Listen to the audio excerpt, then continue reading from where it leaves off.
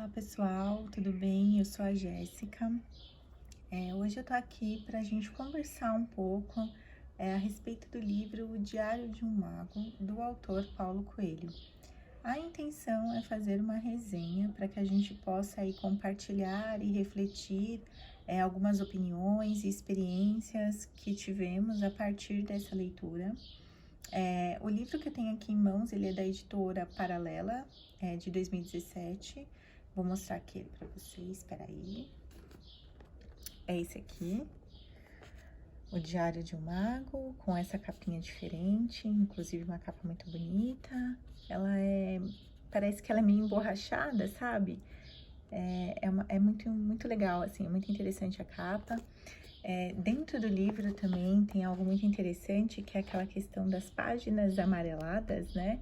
Que deixa quem gosta de livro, assim, com aquela sensação de que... Aquela sensação meio retrô, né? Enfim. Aqui esse livro, ele tem 15 capítulos, tirando, né, o prólogo, e sendo 2 deles, os últimos, como se fossem capítulos extras, né? Os nomes são Palavras Finais e O Caminho Revisitado. Inclusive, se vocês abrem o sumário, esses 2 capítulos, eles estão até um pouco a par, assim, tipo, bem mais para baixo. O livro em si, ele começa com um versículo, que é o seguinte: Senhor, eis aqui 2 espadas. E ele respondeu: basta. Lucas 22, 38. Então, aí a gente já começa com uma reflexão, né? Na verdade, o livro, ele trata dessa reflexão que o próprio autor, o Paulo Coelho, tem durante a sua peregrinação. Eu vou mostrar aqui também outra coisa interessante, foi que no livro tem um mapinha desse caminho, né, de Santiago. Deixa eu mostrar para vocês aqui, ó. Tá vendo aqui esse listradinho, é todo o caminho que ele fez. Eu achei muito interessante ter esse desenho, né? E é isso, gente. Vamos lá, então.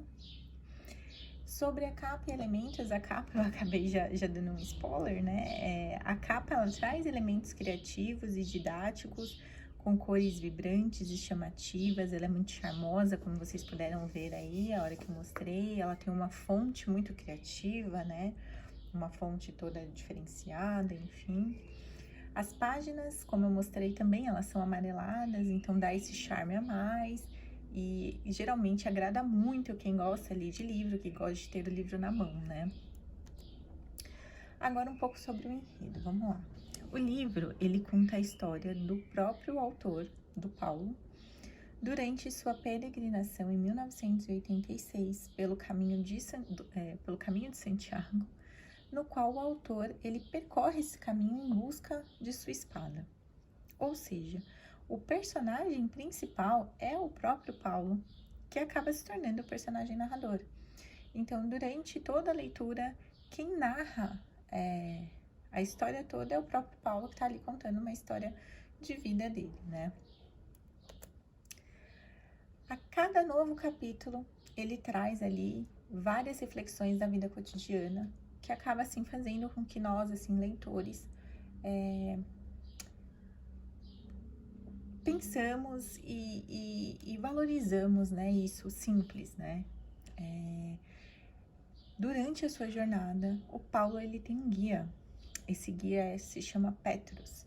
E o Petrus, ele enfatiza muito que o caminho da sabedoria é um caminho das pessoas comuns. O que nos faz pensar naquela questão, assim, de que a gente acaba sempre achando que quem tem mais conhecimento ou mais sabedoria ou tenha acesso a isso de uma forma mais fácil, são sempre pessoas, assim, diferenciadas, religiosamente falando, né? Pessoas de um outro patamar, tanto de vida, quanto de história, enfim. E o livro, ele traz isso, assim, muito forte de que não. De que o caminho mesmo da sabedoria ali, o caminho da evolução está para as pessoas comuns e nas coisas comuns da vida cotidiana. Isso me lembra muito, assim, alguns trechos do livro em que, às vezes, o Paulo tá ali naquela caminhada debaixo de sol, debaixo, né, assim, enfrentando vento. E muitas vezes ele se sente cansado, ele se sente frustrado, ele só quer chegar ao destino, ao caminho ali, quer fazer o caminho quanto antes e chegar para receber a sua espada. Mas ele vai aprendendo com o Pétros que não, que por muitas vezes e que na maioria das vezes o caminho é mais importante do que a chegada. Então, durante o caminho, o Paulo ele vai tendo um autoconhecimento, né? Ele vai acabando percebendo ali nas coisas simples mesmo, como numa árvore, como numa estrada, como no sol, como no céu. Ele vai entendendo que muitas vezes a gente precisa dar atenção e a gente precisa receber todo esse conhecimento que as coisas simples nos fornecem, né? O que é interessante também no livro é que isso mostra pra gente que o Paulo também é uma pessoa normal, uma pessoa comum, né? Digamos assim. O Petrus também é uma pessoa comum e que eles sentem as mesmas coisas que eu, você, que todos nós leitores sentimos, que às vezes é frustração, que às vezes é cansaço, que muitas vezes a gente está desanimado. Eles sentiram tudo isso. O Paulo, ele sente tudo isso e ele mostra pra gente no livro, durante a peregrinação, que ele vai sentindo isso. Em muitos momentos ele se questiona, ele questiona o próprio merecimento, ele questiona o Pétros, ele questiona se tudo aquilo faz sentido, porque na cabeça do Paulo também, muitas vezes ele se pega pensando em coisas que ele deixou aqui no Brasil, né? Ele estava lá fazendo a peregrinação dele, mas principalmente no início de tudo, ele se pega pensando muito nos trabalhos que ele deixou aqui no Brasil, nas responsabilidades que ele deixou aqui, e ele fica habituado nisso como qualquer pessoa ficaria, né? Como qualquer um de nós ficaria se a gente tivesse que largar tudo para enfrentar uma jornada diferente, né? Então, isso também vai mostrando pra gente que a gente tem que lidar com essa questão, né, da ansiedade ali, da chegada, do caminho.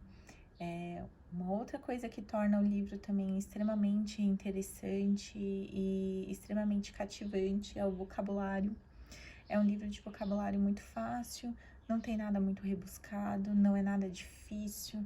Então, é um livro que acaba cativando a gente, entusiasmando, que faz com que a gente queira ler cada vez mais para entender o que vai acontecer, para saber o que vai acontecer, né? E aí, conforme a gente vai lendo, vai criando aquele aprendizado e vai criando aquelas reflexões.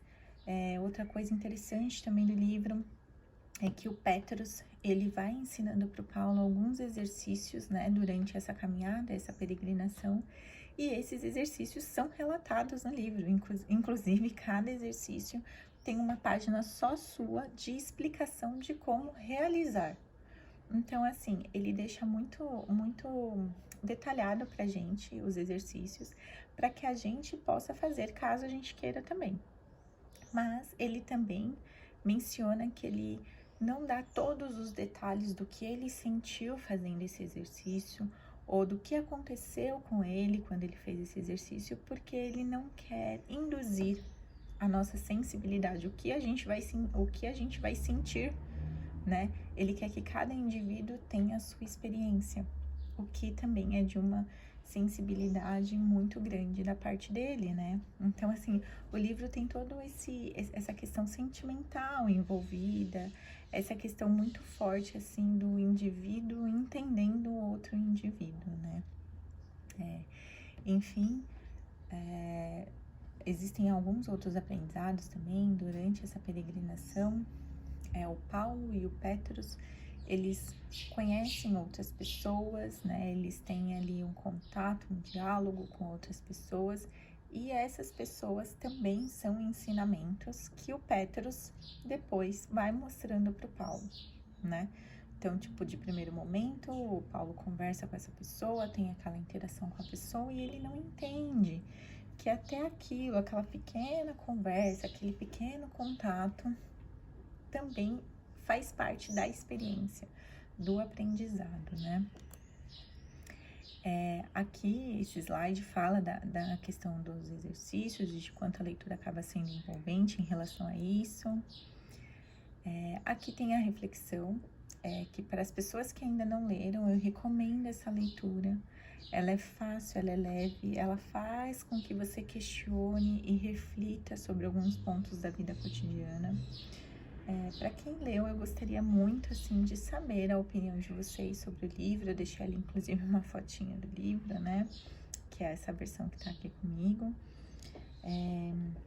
Eu gostaria, assim, que vocês deixassem aí nos comentários, né? O que vocês acharam aí a respeito da leitura, né? Tanto da parte de vocabulário, quanto da parte da história, quanto da parte de reflexão, da quantidade de páginas. Eu tô abrindo aqui o meu livro agora, e eu tô vendo que o livro, ele tem 286 páginas, assim. Eu também gostaria de saber com vocês o que vocês acham, se acharam o livro cansativo, se acharam o livro ideal, assim, a quantidade de páginas. E eu gostaria, assim, de ver com vocês também, trocar mesmo, sabe? Compartilharem informações, assim, a respeito o que você achou da história. A história do livro realmente é algo assim, só para ser compartilhado. O Paulo, ele só quis contar uma história só para poder compartilhar mesmo, falar sobre a sua vida? Ou vocês acham que realmente foi algo que ele quis mostrar para o mundo, para que a gente também tivesse essa sensação, essa vontade de entender um pouco além a questão do divino, da sabedoria, né, da evolução? Esse livro, ele foi a porta de entrada, né, do Paulo Coelho. Na verdade, assim, foi a porta de entrada para esse conhecimento, para esse autor tão conhecido que ele é hoje, né? E também, depois do Diário de um Mago, veio o livro muito famoso, acho que um dos livros mais lidos, assim, né? E traduzidos no mundo inteiro, do Paulo Coelho, que é o Alquimista. E então, assim, o gostoso desse livro, Diário de um Mago, é que ele traz essa leveza pra gente. Como ele foi um dos primeiros livros do Paulo Coelho, ele não era ainda esse super autor conhecido que é hoje. Então a gente consegue ver um Paulo Coelho diferente, não tão rebuscado, algo mais simples, assim. Parece que é algo mais, até mais palpável, assim, a história, né? E o Paulo Coelho, assim, eu li depois até que ele fez essa peregrinação novamente, só que foi diferente, ele fez de carro, com a esposa, né? No livro, ele relata ali, ele sozinho, junto com apenas com o guia, né? E ele não conhecia, inclusive, ele conheceu ali na hora e só saiu andando com esse guia. Também foi uma caminhada toda a pé, porque a peregrinação ali, naquela época, assim, ela era algo muito... Como que a gente... Não digo que hoje não seja levado a sério, mas naquela época era algo muito rígido, assim. Você tinha que ir ali, a pé, pagando a sua penitência, né? Para ter o que você tanto quer, que no caso dele foi ali a espada. Tem toda essa questão também dos exercícios, né, que ele teve que aprender a lidar. No começo, quando o Petrus pediu para ele fazer os exercícios, ele não queria, ele achava que era uma bobagem e que não precisava, né, fazer aqueles exercícios, que não ia adiantar de nada, que era uma coisa simples e sem significado nenhum, mas não. Ele foi fazendo os exercícios, mesmo meio contra a vontade no início, e ele foi aprendendo e foi gostando, e os exercícios, assim, foram mostrando para ele coisas, foram mostrando para ele que ele não via algumas coisas que estavam ali na frente dele, né? Existe uma situação ali também, durante a narrativa, é que eles pararam num casamento durante essa caminhada aí toda.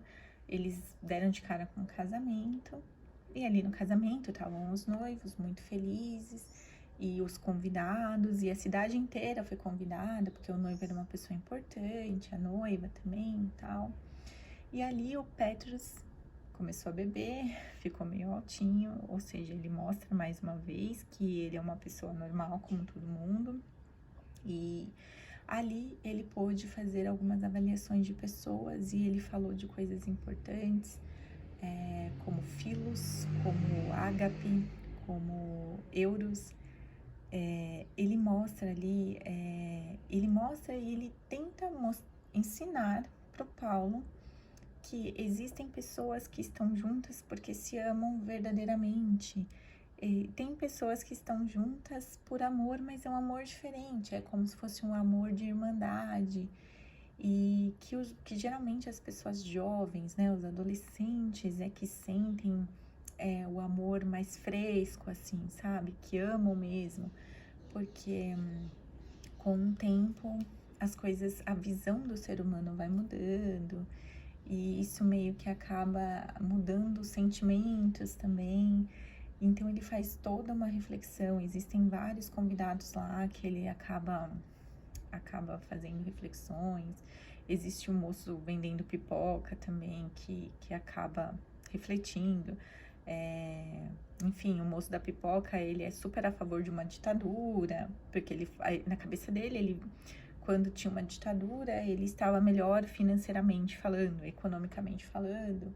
E o Paulo se incomoda e tenta responder, e só que aí ele responde e ao mesmo tempo ele já pensa que talvez não vale a pena.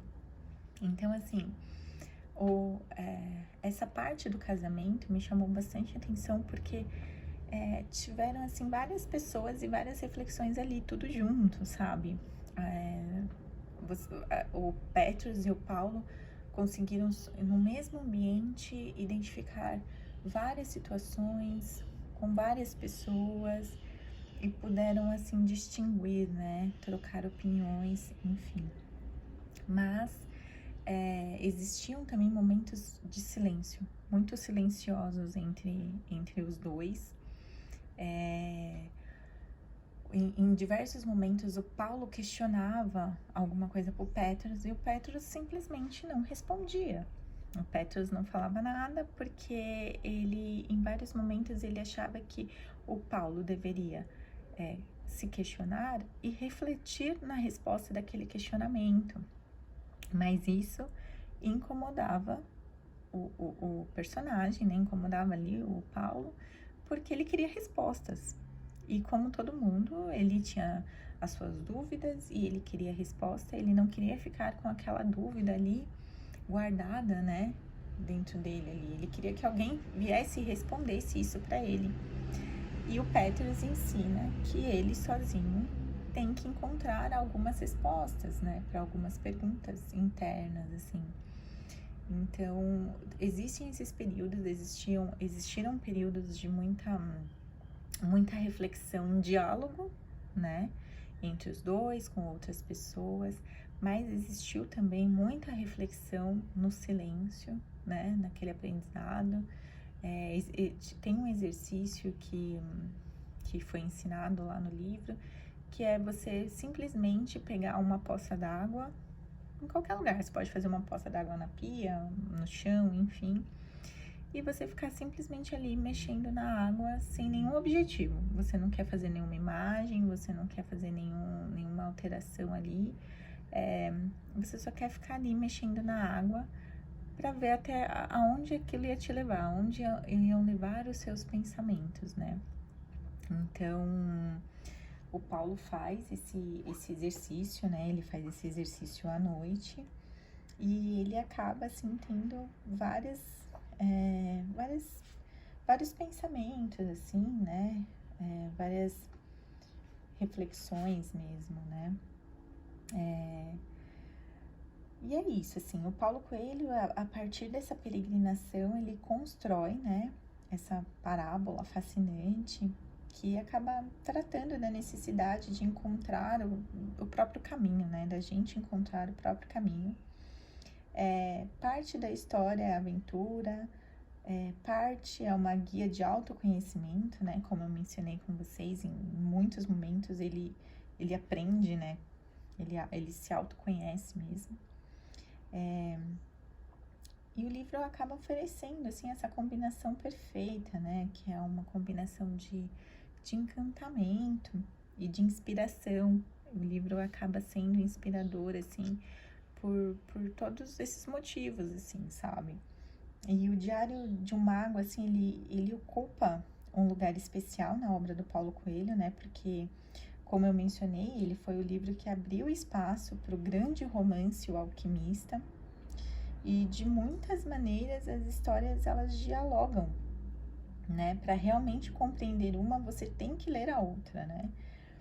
Que acaba expondo a filosofia humanista do autor e introduz a profundidade da busca, né? Da sua busca. Então, assim, eu acho que é isso. Essa profundidade, essa inspiração que o livro traz pra gente, né? É algo muito verdadeiro, assim, é algo que te chama a atenção, que faz com que você queira ler cada vez mais, assim, o livro, né? Ele foi lançado no Brasil, na verdade, em 1987. Ele já foi publicado em diversos países, em torno de 150 países, e traduzido para mais de 40 idiomas, né? E ainda hoje, ele é um dos livros mais vendidos do Paulo Coelho, né? E o Paulo Coelho, a gente sabe que ele tem ali livros, assim, famosíssimos, como O Alquimista, como Verônica Decide Morrer, né? E esse, por ser um dos primeiros, por ser a porta ali para esse sucesso todo do Paulo Coelho, ainda é um livro muito lido. Então, assim, recomendo. E, assim, muitas pessoas, assim, que estão aí no cenário mundial leram esse livro. Por exemplo, Barack Obama. E nas próprias palavras do Barack Obama, ele diz que acreditemos nas palavras de Paulo Coelho. Com a força do nosso amor, da nossa vontade, podemos mudar o nosso destino e o destino de muita gente. Outras pessoas também, assim, do cenário mesmo, muito conhecidas, recomendam também, né, o livro. E esse é o resumo, assim, essa é a resenha do livro, né? Eu queria saber com vocês, assim, realmente o que vocês acharam. A gente pode, assim, tirar alguns questionamentos também, né, do livro. Por exemplo, o que fazer de diferente, assim, né, para que a gente possa ser alguém diferente ou alcançar aquilo que a gente tanto deseja, mas a gente não consegue, né? Porque a gente tem aquela certa resistência na mudança. Então, o que a gente pode fazer, né? Qual seria a nossa peregrinação? A gente podia pensar também, assim, o que a gente tem, o que tem, assim, ao nosso alcance, que a gente pode tirar um ensinamento, a gente pode ver algo de bonito na simplicidade ali e a gente não vê, né? A gente, ser humano, assim, tem esse costume de ver valor no que a gente não tem, né? Que é algo que o livro também, assim, demonstra pra gente. E a gente pensar, assim, em diversas maneiras de lidar com o cotidiano de uma forma mais leve, né? E assim, da gente se autoconhecer e não se autoflagelar, né? Porque a gente também tem esse costume de muitas vezes, inclusive no livro, agora falando sobre autoflagelar, eu lembrei que no livro, em muitos momentos, o Paulo, ele se autoflagela. Ele tem pensamentos negativos sobre ele mesmo, ele se rebaixa, sabe? Ele se coloca por menos, assim. E o Pétros, o guia, sempre fala para ele não fazer isso, que a gente, na verdade, que a pessoa tem que se amar, né? Que a pessoa tem que se elogiar. E, inclusive, tem um exercício no livro que é sobre isso. Então, toda vez, assim, que o Paulo tinha um pensamento negativo sobre ele mesmo, ele pegava e cravava uma unha embaixo da outra. Sabe assim, quando a gente encrava uma unha embaixo da outra, assim, que aquela sensação bem doída? Ele fazia isso. Por quê? Porque sentindo dor, ele não conseguia mais ficar pensando negativamente sobre ele. Assim, é um dos exercícios, né? Mas eu achei interessante isso, porque as pessoas tendem a pensar mal de si mesmas, né? Às vezes a gente se pega com pensamentos, assim, destrutivos sobre a gente, né? Sobre nós mesmos. E o livro também aborda essa questão, o que é, assim, muito interessante, é algo, assim, muito... Por mais que o livro tenha sido escrito em 1987, né? A peregrinação aconteceu em 1986. E um livro lançado em 1987, isso há 34 anos, ele traduz o que o ser humano faz, assim, até hoje, né? É algo, assim, muito... É algo muito contemporâneo mesmo, né? Muito de agora, assim. Então, o Paulo ali, ele já tinha uma sensibilidade, o livro, né? Já retratava uma sensibilidade sobre o ser humano, assim, muito profundo, né? Essa sensação de que precisa sempre ter mais, fazer mais, faz com que a gente esqueça de ser, né? Ser mais. E o livro retrata isso também, né? E em vários momentos ali em que o Paulo falava alguma coisa que ele se auto, assim, que fosse autodestrutivo, e ele falava, e o Petrus já pegava e já retrucava, falava, não é assim, você tá saindo fora do contexto. Ele dava mesmo ali uma lição de moral para tentar colocar o Paulo no caminho da sabedoria ali, né? No caminho que eles estavam fazendo ali, né? E muitas vezes também, por causa eles acabaram ali criando uma certa intimidade, né? Todos os dias juntos ali e fazendo aquela peregrinação, eles acabaram criando isso. E muitas vezes o Paulo, ele nem falava, mas só pelo jeito dele se comportar, o Petro já sabia que ele estava com pensamentos negativos sobre ele mesmo e também tentava cortar isso. Uma outra cena, assim, que me chamou bastante atenção foi quando eles entraram no bar para tomar ali um café, enfim, e para comer alguma coisa, né? Um rapaz veio atender, assim, e o rapaz estava com uma cara amarrada, não estava muito feliz, enfim. E aí, sem querer, esse rapaz derrubou um pouco de café numa bermuda do Petrus. E o Petrus ficou muito bravo e falou um monte, né? Ficou bravo, assim, falou algumas coisas. Poxa, como que você faz isso e tal? E o Paulo até se espantou, porque até então o Petrus era uma pessoa serena, assim, não era uma pessoa muito, digamos, carinhosa ou algo nesse sentido, mas ele era uma pessoa muito serena. E o Paulo até tomou um susto, né, com a reação dele. E aí depois, naquele momento, a gente não consegue entender, assim, ele não explica o porquê daquela reação tão tempestiva, assim, ou tempestuosa, né, enfim, naquele momento. E aí a gente vai continuar lendo o livro e a gente entende mais pra frente que o que aconteceu ali foi que o Petrus percebeu que o rapaz estava perdendo o ágape, que é aquele amor acima de tudo, né? Aquele amor que transforma. E que o rapaz estava com aquilo apagado dentro de si mesmo, né? E o Petrus percebeu isso e ele tentou, ele fez tudo aquilo, aquela bronca, ficou super nervoso. Ele fez aquilo justamente para ver se aquele rapaz ficava com uma certa, um incômodo, se aquele rapaz ficasse com um certo incômodo e aquilo ali pudesse segurar um pouco aquele ágape dentro do rapaz, porque aquilo estava se perdendo.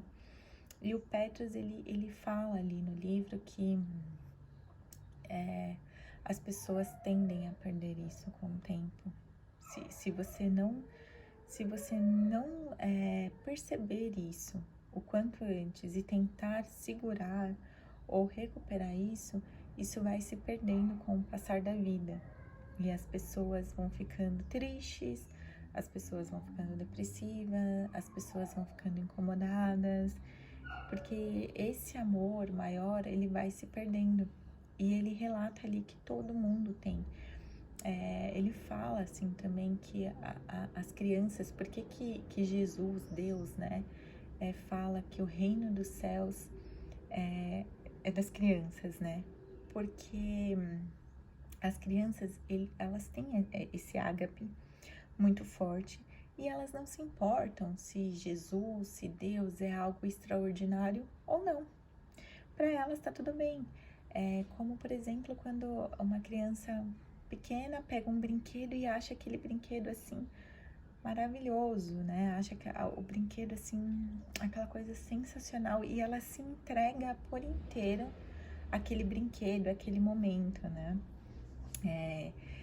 Porque a criança tem essa inocência e esse amor fora do comum, assim, que é o que as pessoas vão perdendo com o tempo, porque as pessoas são ensinadas desde pequena, né? Você vem com muito amor, você vem com muito encantamento, né? E aí, com o tempo, as pessoas vão te ensinando que você não pode ser assim, que você tem que ser muito pelo contrário, né? Que você tem que ser alguém mais esperto, digamos assim, alguém mais, sabe? Alguém que não deixe ninguém passar a perna, e você vai fazendo isso, e com o tempo, a frustração, ela acaba batendo. Então, ele também fala muito sobre isso, né? E ele explica que o que aconteceu entre ele e o rapaz naquele dia, naquele momento, foi isso. Ele ficou muito triste de ter percebido que aquele rapaz, que ele até descreve no livro como sendo um rapaz jovem, um rapaz forte, né? Com muita capacidade, estava ali se perdendo, né? Estava perdendo ali esse ágape que existe em todos nós. E foi o que fez o Paulo refletir, né? Muitas vezes, como eu mencionei, o Paulo, ele questiona muitas coisas e o Petrus não fala naquele momento, no mesmo momento, né? Algumas coisas ele fala, calma, mais pra frente você vai descobrir ou você vai saber o porquê. E aí essa é uma das situações que mais pra frente ele conta, ele explica. Mas para ele poder explicar essa situação, ele precisou passar pela situação do casamento, precisou passar pela situação do pipoqueiro, para que ele visse a reação do Paulo também, para que o Paulo também fosse estimulado a ter alguma reação e falar assim, e demonstrar ali o que ele sentia, enfim. Teve uma outra situação também, que foi a da moça, que ela tinha um cachorro e ela morava numa casa isolada da cidadezinha que eles estavam passando. E ela morava isolada porque a cidade toda achava que ela carregava uma maldição. E, enfim, porque teve uma história lá na cidadezinha que parece que uma bruxa, né, morreu, ou um bruxo, né? E aí ele falou que a maldição na cidade ia ficar com a criança, com a próxima criança. E aí eles acharam que a criança era ela. E aí ela ficou isolada e ela aceitou, assim, pra gente refletir também, outra reflexão, né? quando a gente aceita o que as pessoas falam sobre a gente também, né? O que as pessoas deduzem sobre nós e a gente aceita aquilo como verdade. E foi o que aconteceu com aquela moça que morava ali isolada só com um cachorro. E o Petrus, quando ouviu essa história, ele pegou e falou pro Paulo, não, vamos lá então. E aí eles chamaram até um padre. Quando eles decidiram ir visitar essa moça, depois que eles souberam da história, eles souberam dessa história dentro de um bar. E aí era o dono do bar ali que estava servindo eles que contou essa história para eles, né? E aí despertou o interesse do Petrus. Aí o Petrus, eles falaram, imagina, isso é besteira, isso não existe, né?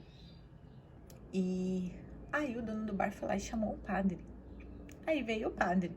E o padre falou, não, superstição, imagina, não é isso não. Só que quando o Petrus chamou todo mundo para ir lá na casa da moça, o dono do bar falou que não ia, porque o dono do bar acreditava que a moça tinha alguma maldição. E o padre também não foi. O padre não foi com o discurso de que aquilo era uma besteira. Então a gente não sabe se na verdade o padre realmente achava tudo aquilo uma besteira ou se ele também lá no fundo tinha algum receio, né? Algum medo de ir até a moça. Enfim, acabaram indo só o Petrus e o Paulo mesmo até a cabana, lá, a casa da moça. E chegando lá, eles tiveram esse encontro, a moça deixou eles entrarem meio a contragosto, e aí existiu uma situação toda do Paulo com o cachorro, o cachorro ficou vidrado no Paulo, e o Paulo vidrado no cachorro, como se eles se conhecessem, ou como se o cachorro reconhecesse o Paulo. E o Paulo, inclusive, começou a falar em outras línguas que eles não conseguiram identificar ali no momento, e começou a falar em outras línguas, e cada vez que ele falava, o cachorro se alterava mais, o cachorro latia mais, o cachorro ficava mais agressivo. E foi uma experiência também, assim, que deixou o Paulo, assim, pelo relato, meio angustiado, assim. Ele tinha um sentimento de felicidade, porque ele relata ali que quanto mais ele falava essa outra língua, que nem ele sabia que língua que era, ele só falou no automático, porque vinha ali. Ele sabia que quanto mais ele falasse assim, o cachorro não poderia avançar nele, fazer qualquer mal contra ele, só que o cachorro estava extremamente incomodado, porque ele latia, ele avançava, ele não parava. E o Paulo, algo dizia para ele que se ele continuasse falando naquela língua, ele estava protegido, então ele sentia uma felicidade. Ele falou que sentiu assim um êxtase muito grande, uma felicidade muito grande. Mas depois que tudo isso passou, porque aí acabou passando a situação toda, a moça acabou meio que expulsando os dois de dentro da casa, eles tiveram que sair. E aí depois conversando, o Paulo, ele falou que ele teve um momento assim de muito êxtase, de muita felicidade, mas que depois ele ficou um pouco confuso, porque ele não entendeu, ele não sabia nem que língua ele tinha falado, ele nem sabia que sabia uma outra língua, então ficou algo muito confuso. E aí o Petrus também fala para ele que isso foi como se fosse um aprendizado também, né? Existem alguns aprendizados e esse foi assim como se fosse o saber da língua, né? Ele desenvolveu ali naquele momento por algum motivo e isso fazia parte do aprendizado, da peregrinação ali, do caminho de Santiago. E aí o Paulo simplesmente entendeu, assim, ele ainda ficou um pouco confuso, mas ele entendeu que talvez aquilo fizesse parte do aprendizado mesmo, e ele aceitou. Ele aceitou toda a situação, apesar de ter ficado ali um pouco incomodado com a situação toda, né? Mas até essa história da maldição da moça ali, a moça amaldiçoada, morando afastada, né? O pessoal do vilarejo afastou a moça. Na verdade, ela aceitou aquilo. Ela aceitava, para ela tudo bem. Tanto é que eles bateram na porta dela, pedindo ali uma água, um chá. E ela deixou, eles pediram para entrar, né? O Petrus pediu para entrar. Ela deixou, mas super a contragosto, assim, pelo relato no livro, ela não queria. mas deixou entrar e aí aconteceu tudo o que aconteceu, né? Então, assim, esse é um outro trecho do livro que me chamou bastante atenção, por, por esse fato, sabe? O fato de que às vezes a gente incorpora o que as outras pessoas falam da gente, né? E a gente vive o que os outros pensam da gente. Me chamou a atenção também o fato do Paulo ter tido uma experiência inusitada e que ele aprendeu a entender isso, que nem sempre a gente vai saber tudo, assim, exatamente, a gente não vai ter o controle de tudo que tá acontecendo ali com a gente, mas a gente pode pegar a situação como um autoconhecimento também, né? A gente pode usar essa situação para autoconhecimento. E teve toda a perspicácia do Petrus, né? Porque o Petrus, nesse momento, ele estava ali, ele podia ter acudido, né? Ele podia ter segurado o cachorro, ou ele podia ter pego o Paulo e saído, né? Puxado ele e saído para fora da casa da moça, mas ele não fez. Ele observou e deixou acontecer aquele cenário ali para ver até onde aquilo iria, né? Para ver o que iria acontecer. E acabou sendo bom. No final das contas, eles meio que saíram, depois que tudo acabou ali, que na cena toda o cachorro se acalmou, o Paulo meio que voltou a si, eles meio que saíram enxotados de dentro da casa, mas com esse aprendizado, né? Então, assim, depois disso, é relatado pelo Paulo, assim, que ele ficou um tempo pensativo, né, em relação a isso.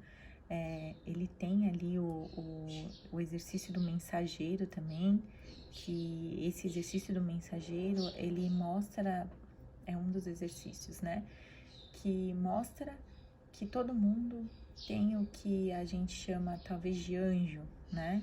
Que todo mundo tem um anjo e que ele está sempre disponível para conversar com você. E aí tem esse exercício do mensageiro também lá, e ele ensina você a como conversar com esse mensageiro, para ouvir os conselhos, para conversar mesmo, para você desabafar, enfim. E é bom, e é isso.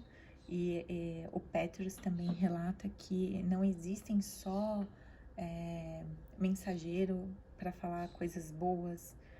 Você tem que ter discernimento para saber o que é conselho bom do mensageiro e o que não é. E isso foi algo também que faz a gente refletir. Poxa, a gente acha que todo mensageiro, se aquele ser é um mensageiro para nós, a gente tende a achar que é sempre para uma mensagem do bem, que é sempre para conselhos bons. E o Petrus, ele fala que não, que o mensageiro tá ali para conversar com você, para te ouvir e para te aconselhar, mas que você tem que saber o que é um conselho válido, um conselho bom e o que não é. E aí isso causa uma outra reflexão para nós, leitores também, né? E assim, toda essa trajetória, toda essa peregrinação, essa caminhada, assim, ela é relatada de uma forma, assim, muito fácil, sabe? De um vocabulário, de uma escrita muito fácil mesmo, sabe? O autor, ele tenta, assim, demonstrar pra gente toda essa história e toda essa narrativa de uma forma simples, de uma forma leve, né? Todas as conversas, todos os diálogos são demonstrados, assim, de uma forma leve, numa escrita realmente, assim, que você entende de primeira, você não precisa ficar ali se esforçando na leitura para tentar ver o significado por trás daquela frase, porque está escrita de uma forma muito rebuscada. Não. E aí o livro tem todo esse carisma mesmo, da facilidade da leitura, né? O que faz com que a gente também traga isso, assim, para a parte da escrita, mas que o autor, o Paulo, ele coloca muito da linguagem falada também, né? Então, tipo, quando ele escreve ali, por exemplo, uma frase do diálogo, ele escreve de um jeito que parece que ele tá falando com você, porque tá tão simples, tá de uma forma tão fácil, que parece que o livro tá falado, né? Não escrito. E isso traz também aquele conforto pra gente, assim, né? De poder ler algo confortável mesmo, assim, algo que faz com que a gente tenha uma facilidade mesmo e que a gente goste, né? Que se torne uma leitura, assim, gostosa, uma leitura que prenda a nossa atenção, né?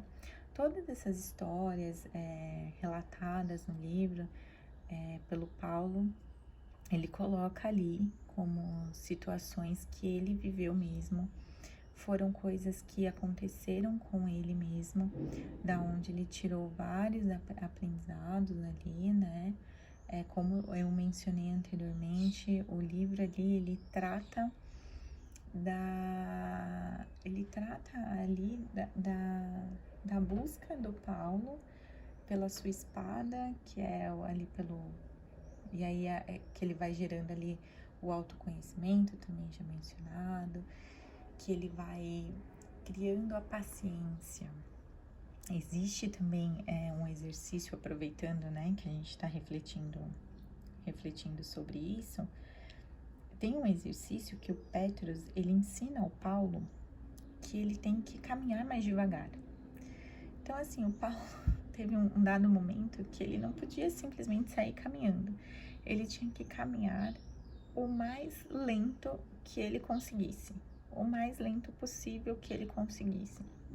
E ele relata ali que para ele isso foi assim muito chato, que ele perdia muito a paciência em relação a isso, que ele não gostava. E o Petrus falou, a partir de agora, lá do dado momento em que eles estavam lá no caminho de Santiago, ele ia ter que caminhar devagar, bem devagar.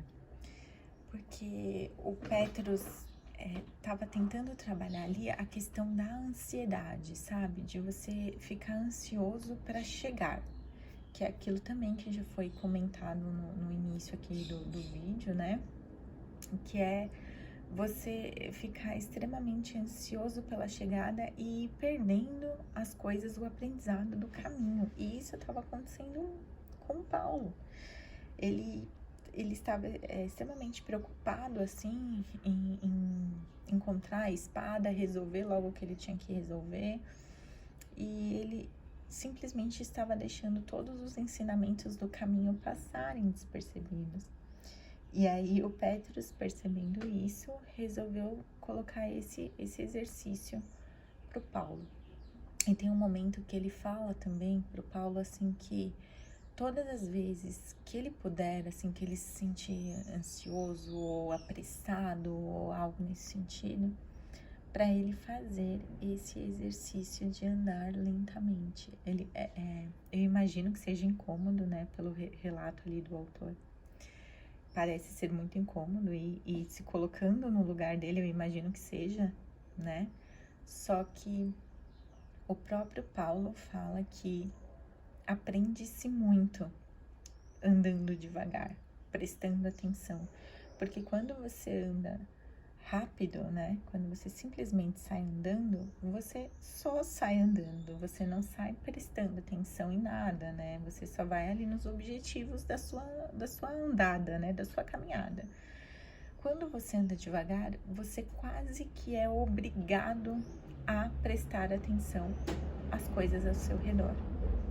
Então, ele também menciona isso, que andando devagar, fazendo esse exercício, ele pôde aprender muito também, né? E vocês vão ver, assim, conforme vocês forem lendo o livro, que o Paulo, ele vai tendo algumas visões, assim, sabe? Que ele até se confunde se são realmente, se aquilo realmente é verdade ou se aquilo é da mente dele, porque ele se confunde porque às vezes a gente passa tão rápido pelas coisas ou a gente olha tão rápido as coisas, né? Ou às vezes nem olha, que quando a gente para pra prestar atenção, a gente fica até na dúvida. Será que isso é isso mesmo ou não? E foi outra coisa que me chamou a atenção, é outra coisa que a gente pode refletir, né? Dessa pressa cotidiana que a gente tem, né? Ainda mais nos dias de hoje, a gente tá sempre com muita pressa. Mesmo quando não precisa ter pressa, nós estamos com pressa, né? Pressa, às vezes a gente tá com pressa para pegar uma condução, a gente tá com pressa para chegar no trabalho, com pressa para sair do trabalho, a gente tá com pressa para conversar, a gente tá com pressa para comer, a gente tá sempre assim com essa pressa que tá instalada, né, na nossa sociedade, assim, parece que é algo que se instalou pra gente. E essa reflexão, e o livro me fez refletir muito, assim. Eu tô aqui falando com vocês, dando todo esse meu parecer, ao mesmo tempo que eu fiz ali um resumo do livro, uma resenha do livro também. Eu tô dando a minha opinião sobre o que eu senti lendo esse livro, né? Sobre o que eu achei e o quanto esse livro realmente me fez refletir sobre as coisas, né? Principalmente porque o livro, ele enfatiza as coisas cotidianas. Então, assim, parece que você tá vivendo aquilo junto com o autor, né? Porque ele vai fazer a reflexão, ele vai começar a refletir sobre o dia a dia dele, sobre as coisas que ele tem, as coisas que ele faz. E aí ele refletindo sobre essas coisas, que acabam sendo coisas simples do dia a dia, você acaba se encaixando também nisso, né? Em muitos momentos eu me peguei pensando realmente, né? Quantas vezes a gente está assim extremamente preocupado e apressado e apegado. Isso é outra coisa que é mencionado no livro, né? O apego. O Paulo menciona mesmo que ele era muito apegado ali. Eu conversei com vocês aqui no começo do vídeo, falei, né, da questão que ele tinha negócios no Brasil, ele tinha uma vida no Brasil, ele largou tudo e ficou preocupado, tal. Tinham vários momentos que ele estava muito preocupado com a vida aqui. E isso é verdade, né? É o apego, né? Esse apego que a gente tem com as coisas, principalmente, né?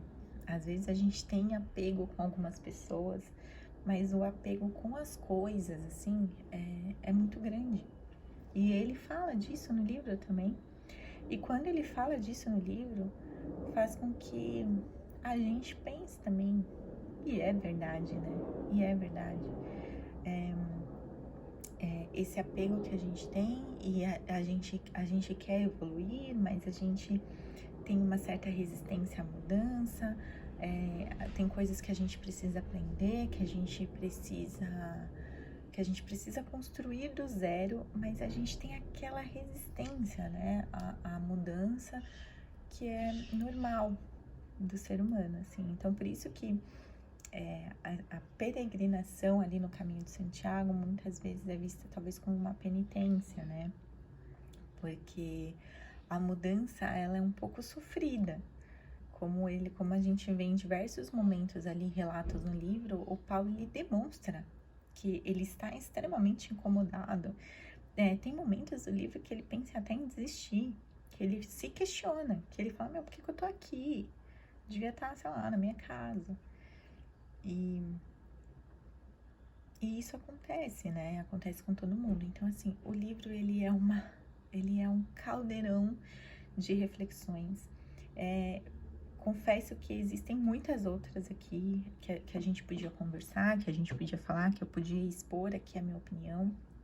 Ainda tem outros relatos, outros casos ali, outras coisas que aconteceram ali, outros exercícios também que foram ensinados. Mas ficam aí essas reflexões, então, por enquanto, que eu fiz. Eu espero de verdade que vocês tenham gostado desse vídeo. Eu espero também que quem tenha lido o livro se sinta à vontade de conversar comigo ali, de deixar nos comentários, a gente pode conversar. Esse é o verdadeiro intuito desse livro aqui, desse vídeo, né? Dessa postagem sobre o livro. É um intuito aí de aprendizado mesmo, de reflexão, para a gente poder trocar figurinhas. O livro em si é muito, não é só interessante, né? O livro, ele não é só interessante por essa questão mais filosófica, eu quero achar minha espada, eu fui lá fazer a caminhada lá, o caminho de Santiago, tem tudo isso, uma certa questão ali de espiritualidade, né? Não digo de religião, em nenhum momento ali foi mencionado um tipo de religião, mas a gente sente uma questão de espiritualidade envolvida, né? Que é algo bem, como que eu posso dizer? Bem típico, assim, né? Do Paulo Coelho, essa coisa mais, assim, sensitiva, emocional. O livro tem toda essa parte mais que traz pra gente, assim, essa realidade, né? Que traz esses momentos, assim, da vida cotidiana mesmo, né? Das pessoas também comuns que se encontram, as pessoas que vai passando, assim, no nosso caminho, né? Que a gente vai encontrando e que, de alguma forma, existe um significado, existe um porquê, né? E tudo isso está ali para nossa evolução mesmo, para o nosso autoconhecimento ali, para que a gente possa ir aprendendo, né? No dia a dia. Então, eu deixo aqui esse meu relato, essa minha reflexão. Eu sei que eu falei bastante, mas é porque o livro realmente, assim, ele prende muito a atenção da gente, né? E é como eu comentei com vocês, existem muitos outros relatos aqui no livro, né? Muitos outros exercícios, outras pessoas que eles foram encontrando ali pelo caminho. E outras situações também, às vezes situações muito simples, assim, que nem envolvem pessoas. Situações simples entre os dois. Existem situações também só do próprio autor, que o próprio Paulo, assim, em seus momentos ali sozinho, em seus momentos de pensativo mesmo, ele acaba também escrevendo ali, mostrando pra gente no livro alguns desses momentos, assim, né, em que ele está ali meio apreensivo, pensativo. Então, assim, como eu mencionei para vocês também, já aqui, né, no vídeo, existem esses momentos em que as pessoas estão ali conversando e aprendendo entre elas, né, em grupo, ali trocando ideias, trocando experiências, conversando, ou estão em algum ambiente movimentado em que você consegue observar, né, várias pessoas, várias situações, várias coisas acontecendo ali, enfim, ao mesmo tempo. Mas existem os momentos de reflexão que são silenciosos, né? São aqueles momentos que é você consigo mesmo. E esses momentos também são, assim, são falados, né? São exaltados no livro também, né? Que nem tudo precisa ser em grupo, mas também nem tudo tem que ser sozinho. E meio que apresenta esse equilíbrio, né? Apresenta essa balança no livro, assim. Tem coisas que você precisa fazer que é até melhor se você fizer com mais gente, né? Com outras pessoas envolvidas. E existem aprendizados, existem situações, existem evoluções que você só consegue estando com você mesmo em silêncio, né? Então, as duas coisas são muito exaltadas no livro, são explicadas, vocês vão ver que existem as duas situações, são bem assim, ele explica muito bem isso, é fácil de identificar as duas situações ali no livro. E é isso, gente, foi um prazer aqui fazer esse vídeo para vocês, eu espero que vocês tenham gostado, e qualquer coisa, deixem aí nos comentários a opinião de vocês, vai ser um prazer responder vocês, conversar com vocês, conhecê-los, e é isso, gente, até mais!